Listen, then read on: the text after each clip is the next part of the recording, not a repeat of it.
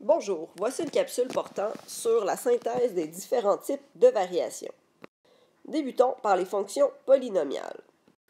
Donc tout d'abord, pour la fonction polynomiale nulle, donc fonction de variation nulle de degré 0, lorsqu'on parle de l'allure du graphique, donc notre graphique sera toujours du même type, c'est-à-dire une droite horizontale, donc qui n'a pas de taux de variation. Pour notre équation, de façon générale, on pourra dire que y est égal à b, soit notre valeur initiale. Par la suite, comment est-ce qu'on retrouve l'équation? Bien, en réalité, c'est à partir de notre valeur initiale, puisque celle-ci ne change pas, elle sera la même pour l'ensemble de la situation. Donc maintenant, pour la fonction de variation directe, l'allure du graphique, bien, on aura une droite qui passe par l'intersection de nos deux axes. Notre droite peut être verticale, croissante ou décroissante. Donc on a deux options, mais ça passera toujours par l'intersection des deux axes.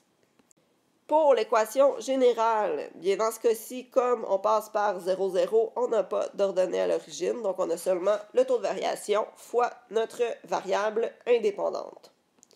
Et comment est-ce qu'on retrouve l'équation? Bien, en réalité, notre taux de variation, on peut le trouver de deux façons, soit en faisant y divisé par x, ou en faisant le déplacement d'y sur le déplacement dx.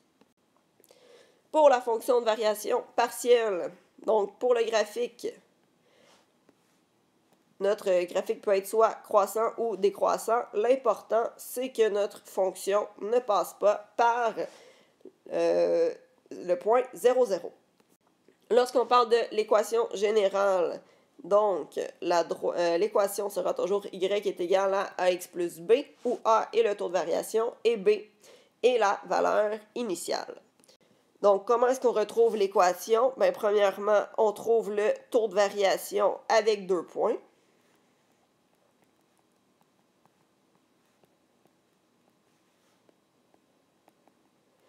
Et par la suite, on va trouver la valeur initiale en effectuant une substitution.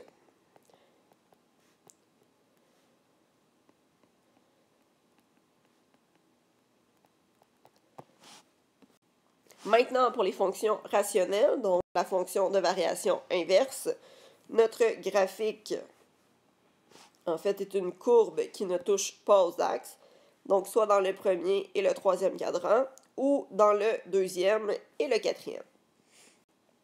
Notre équation générale, donc y est égal à k divisé par x.